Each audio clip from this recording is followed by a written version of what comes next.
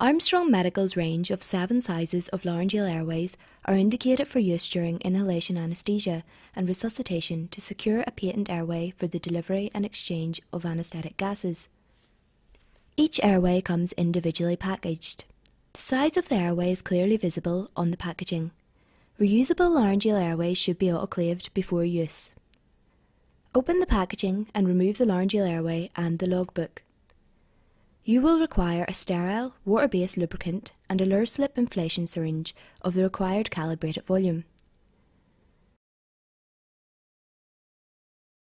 Fully deflate the cuff using a syringe, with the bowl of the mask pressed down onto a flat surface. Apply pressure to the back of the cuff using your index and middle fingers.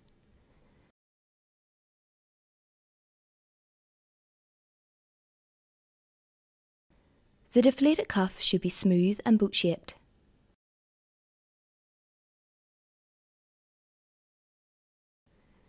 Apply lubricant to the rear of the cuff only. Spread the lubricant evenly over the rear of the cuff. Do not apply lubricant as to have excess material run off the cuff. Each laryngeal airway is packaged with a stylet to aid insertion.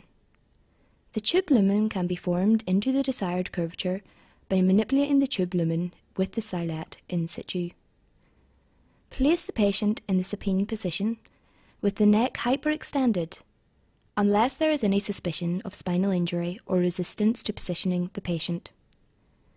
To insert the laryngeal airway, use the dominant hand to hold it like a pen, with the index finger placed behind the flange at the junction of the cuff and tube, with the black tram line facing the patient's nose.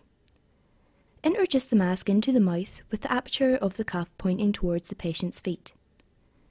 Press the tip of the laryngeal airway against the hard palate of the mouth cavity and push the mask backwards and downwards in one smooth movement until resistance is felt.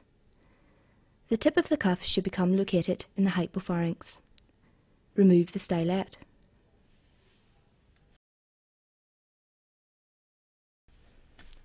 Attach an appropriately sized syringe and inflate the cuff with the appropriate volume of air to effect a gas seal. Note that overinflation of the cuff is associated with herniation of the pilot balloon.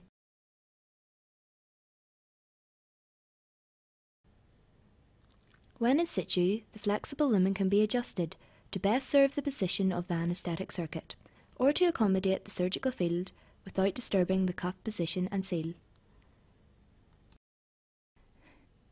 To use the autopilot auto-inflation technique, engage the pinch clamp before insertion to allow the pilot balloon to fill with the recommended fill volume. The pinch clamp should only be disengaged when the mask cuff is appropriately seated. Additional inflation volume may be required to effect an adequate gas seal. Successful insertion of the laryngeal airway should take no longer than 30 seconds.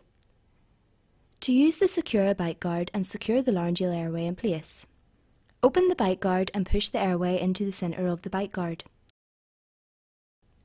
Open the patient's mouth and push the bite guard along the airway until the patient's lips and teeth are positioned over the protective shroud.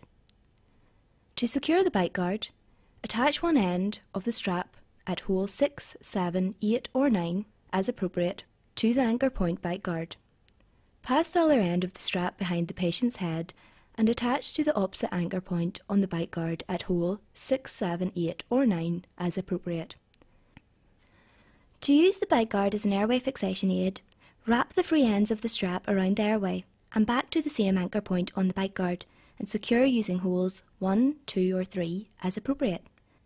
The strap ends should be pulled taut to grip the airway to prevent movement.